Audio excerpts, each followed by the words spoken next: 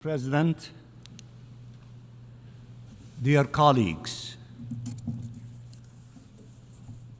I stand before you as lives continue falling apart in the Gaza Strip, torn apart in the most brutal and devastating ways.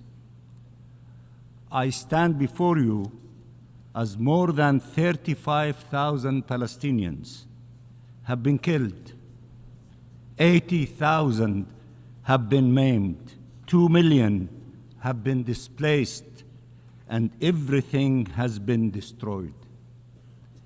No words can capture what such loss and trauma signifies for Palestinians, their families, communities, and for our nation as a whole. As Palestinians in Gaza have been pushed to the very edge of the Strip, to the very brink of life, and in the ever-narrowing space they are besieged in, bombs and bullets continue hunting them down.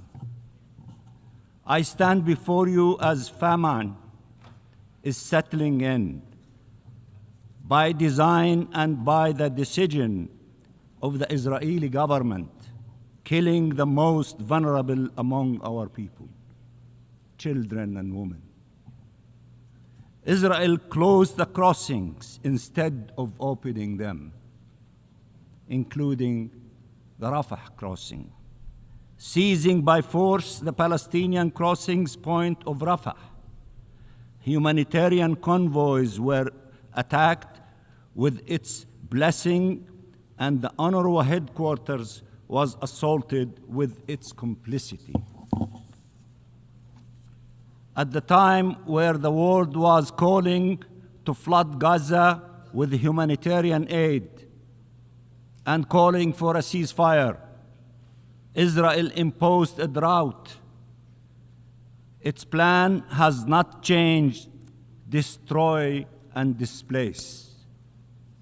I stand before you as every inch of Gaza has witnessed massacres, as mass graves continue to be uncovered where hospitals used to stand, as the world is barely starting to grasp the cruel and extensive nature of the actions committed against the Palestinian people. I stand before you as the Israeli Prime Minister is ready to kill thousands more to ensure his political survival, as he openly declares the Palestinian state is an existential threat, and together with his co-conspirators continues, 76 years after the Nakba, to try and finish the job.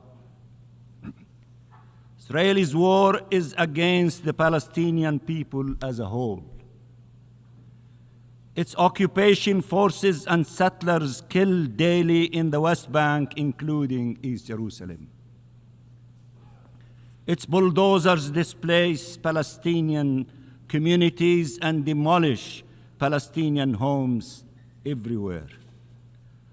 I have heard many praise the resilience of the Palestinian people, and we are resilient. But no nation, no family, no person should have to endure such suffering for so long. Such injustice, from birth to premature death, one generation after the other. No parents should know such fear, such powerlessness. No children should have to suffer in their flesh what Palestinian children are experiencing. As we speak, 1.4 million Palestinians in Rafah wonder if they will survive today and wonder where to go next. There is nowhere left to go. Mr. President, I have stood hundreds of times before at this podium, often in tragic circumstances, but none comparable to the ones my people endure today. I have stood hundreds of times before at this podium, but never for a more significant vote than the one about to take place, a historic one. We faced and continue to face attempts to push us out of geography and out of history, but by forcible displacement, subjugation, or death, or to say it in even clearer terms, by ethnic cleansing, apartheid, or genocide. Against all odds, we survived.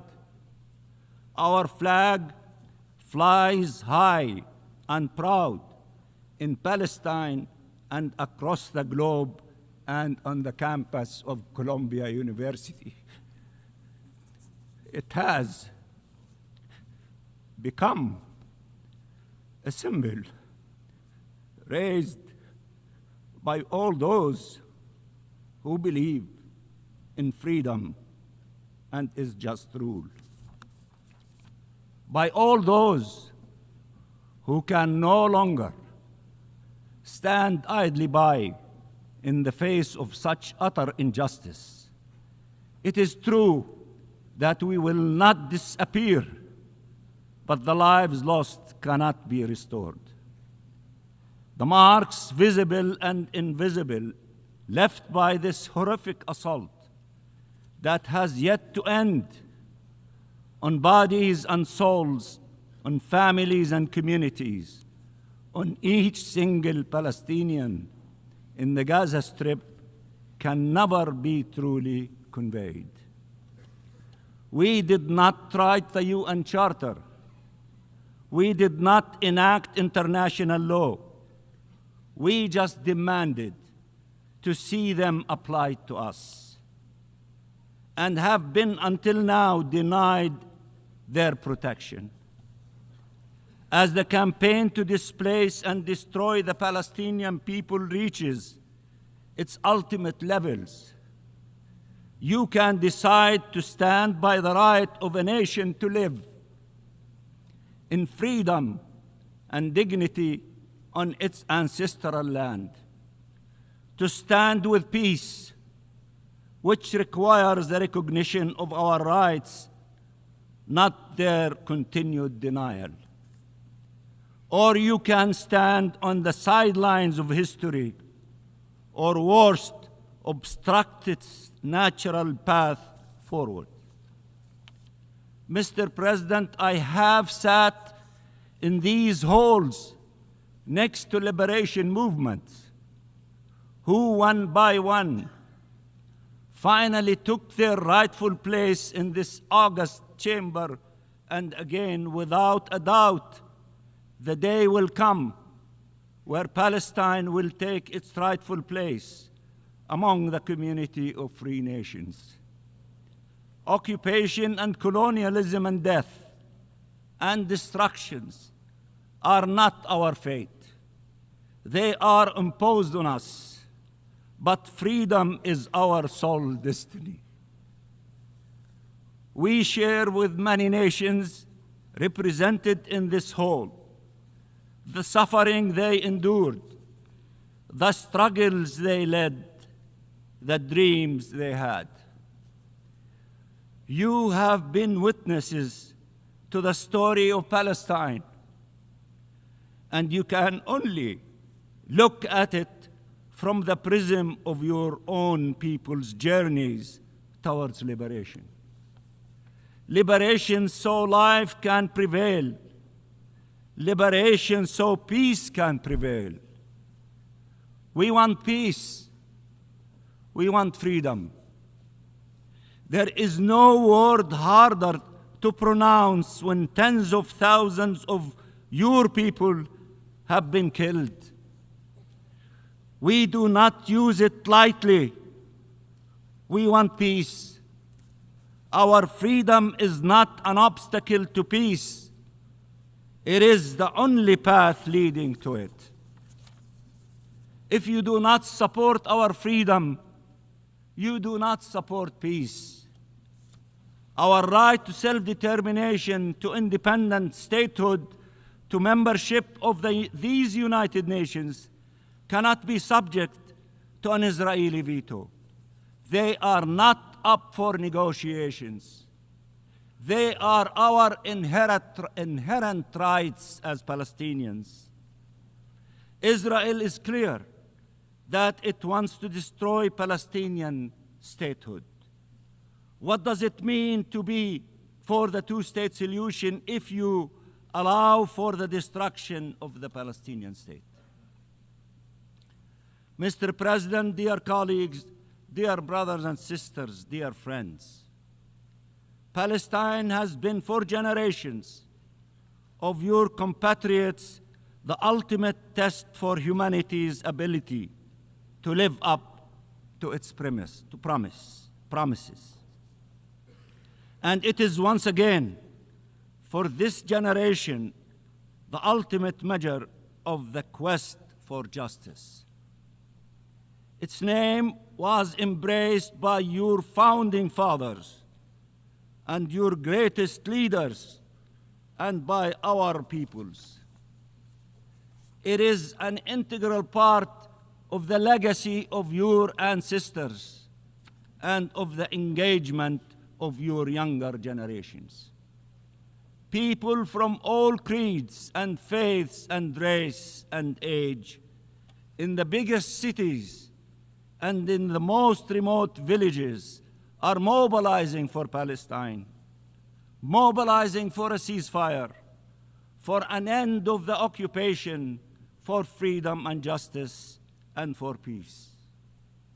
Mr. President, the UN Charter was often invoked during our negotiations, and we will always abide by the Charter, including when the processes it forces and limitations it imposes are to our detriment, and including after having been confined in an observer status for 50 years now.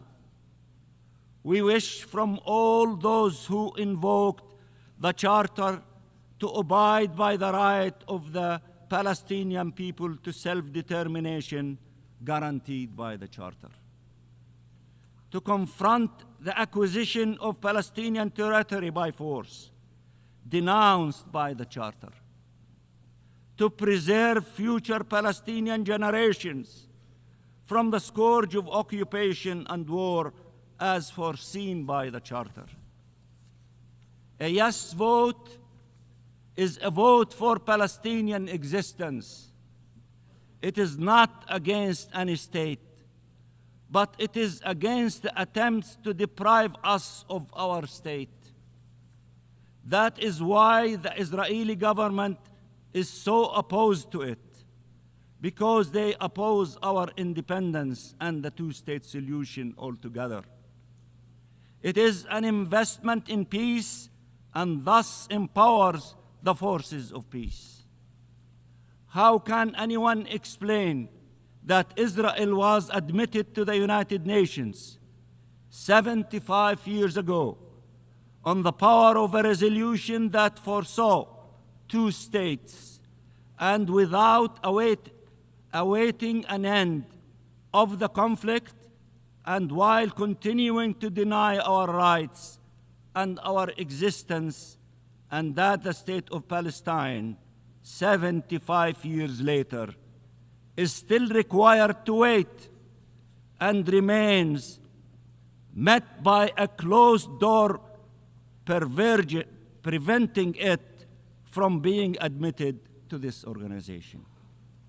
Your vote today, of course, says a lot about your solidarity with Palestine, but also about who you are and what you stand for. It matters, and I know an overwhelming majority of you will stand again with the Palestinian people in their hour of need. and you will stand for just and lasting peace for the benefit of all. In simple words, voting yes is the right thing to do. And I can assure you, you and your country for years to come will be proud to have stood for freedom, justice, and peace in this darkest hour. As everyone is saying, free Palestine, and peace for all. And I repeat, free Palestine and vote yes for the resolution, and I thank you so much.